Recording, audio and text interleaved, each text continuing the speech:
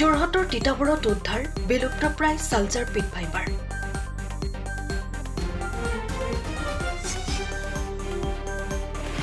হালধীয়া ৰঙৰ এই সাপবিধৰ দৈৰ্ঘ্য প্ৰায় 2 ফুট আৰু ই অতি বিষাক্ত প্ৰজাতিৰ।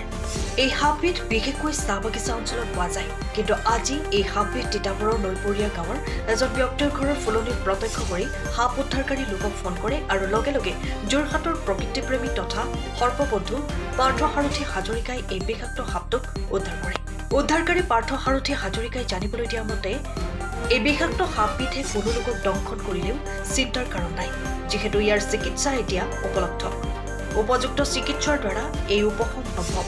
বিলুপ্ত হ'বলৈ ধৰা এই বিষাক্ত সাপবিধক উদ্ধাৰৰ বাবে তেওঁক আমন্ত্ৰণ কৰাৰ বাবে স্থানীয় লোকসকলক ধন্যবাদ জ্ঞাপন কৰিছে পাৰ্থ সাৰথী হাজৰিকাই। তেওঁৰ মতে সাপ থাকিলেহে মানুহ থাকিব, সেয়ে এনেধৰণৰ বিলুপ্ত হ'বলৈ ধৰা প্ৰাণীসমূহক আমি ৰক্ষা কৰা উচিত।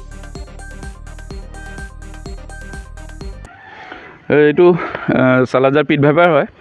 এইটো বিশেষকৈ বাগান অঞ্চলত পোৱা যায়, কিন্তু এই হালধীয়া ৰংটো বহুত ৰেয়াৰ, ইয়াত পাবলৈ নাই। আৰু যিহেতু এতিয়া মানুহে মাৰি পেলাই ইয়াক একদম সৰ্বনাশেই কৰি দিছে, মোটামুটি পাবলৈ নাইকিয়া হৈ গৈছেগৈ। আজি এইটো আমি তিতাবৰ চেঁচাহাটৰ ওচৰৰ পৰা নৈপৰীয়া গাঁও বুলি কয়, তাৰ পৰা আমি উদ্ধাৰ কৰিছোঁ। মানুহ এজনৰ ঘৰৰ ছাইডতে ফুলনিত আছিলে, আৰু এই সাপডাল অতিকৈ বিষাক্ত হয়। বৰ্তমান এতিয়া বাগান অঞ্চলত যথেষ্ট মানুহক ই দংশন কৰিছে।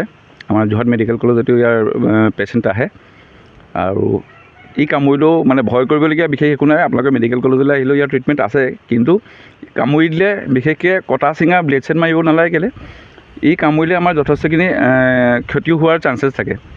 গতিকে যিমান পাৰে মেডিকেললৈ আহে দৰকাৰ। মেডিকেললৈ আহিলে এটা ট্ৰিটমেণ্ট আছে, অলপমান সময় লাগে ভাল হ'বলৈ, তথাপিতো ভাল হয়। আজি এটা উদ্ধাৰ কৰিলোঁ, আৰু যোৱা বছৰ এডাল উদ্ধাৰ কৰিছিলোঁ আমি জাজিৰ পৰা। আজি এডাল পুনৰবাৰ উদ্ধাৰ কৰিছোঁ আমি তিতাবৰৰ পৰা। এইডাল কি অসমত পোৱা নাযায় নেকি? এইটো প্ৰায় বিলুপ্তিয়ে ঘটিছে। আজি কেইদিনমান আগত আপোনালোকৰ কাজিৰঙাত পাৰ হওঁতে হয়তো নিউজত দেখিছিলে, পাইছিলে যে এইটো ৰেয়াৰ স্পেচিছ বুলিয়ে কোৱা হৈছে। খুব টান, খুব কম পোৱা যায়।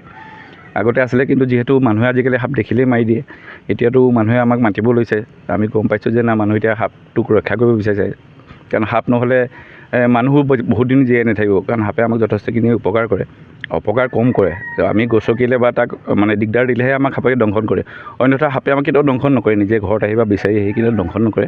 এইটো মানুহৰ মনৰ ভুল ধাৰণা। আমি সাপক ৰক্ষা কৰিব লাগে, আৰু তেখেতসকলকো মই ধন্যবাদ জনাইছোঁ যে তেখেতলোকে সাপডাল গম পায়। তেখেতসকলে মোৰ নম্বৰটো বিচাৰি নাপায়, সৌৰভ বৰকাকতি নম্বৰটো পালে, সৌৰভদাক ফোন কৰিছে। আৰু ৰাতিপুৱা সৌৰভদাই মোক ফোন কৰি পেলাই জনাইছে যে পাৰ্থ, তিতাবৰত সাপ এডাল ওলাইছে, পিট ভাইপাৰ বুলি কৈছে, তুমি গৈ পেলাই উদ্ধাৰ কৰাকৈ। আৰু সৌৰভদাৰ খবৰটো পাই মই লগালগ গৈ পেলাই তাৰপৰা সাপডাল উদ্ধাৰ কৰি আনিছোঁগৈ। কিমান ডাঙৰ হয় এই সাপডাল? এই সাপডাল আপোনাৰ 2 ফুটলৈকে হয়, বহুত ডাঙৰো নহয়, 2 ফুটলৈকে হয়, 1.5 ফুট 2 ফুট, তাতকৈ বেছি ডাঙৰ নহয়, কিন্তু বিষাক্ত হয়। বিশেষকৈ এই সাপডাল কোন জেগাত পোৱা যায়? এই বাগান অঞ্চলত বেছিকৈ পোৱা যায়। বাগান অঞ্চলত বিশেষকৈ আপুনি চাব, আমাৰ যিমানখিনি পেচেণ্ট আহে, আমি পেচেণ্টৰ পৰা মানে সৰহসংখ্যক মানুহে আমি বাগানীয়া মানুহে পাওঁ, বাগানত কাম কৰি থকা অৱস্থাত। কাৰণ ই পাতৰ লগত মিলি যাব পাৰে, সাংঘাতিক কেমোফ্লেগ হয়, গছৰ লগত মিলি থাকে, পাতৰ লগত মিলি থাকে, আৰু মানুহে ঘপকৈ ধৰিব নোৱাৰে, পাতটো ছিঙিব যাতে দংশন কৰি দিয়ে মানুহক। নামটো কি বুলি ক'লে? Salazar pit viper. Salazar pit viper.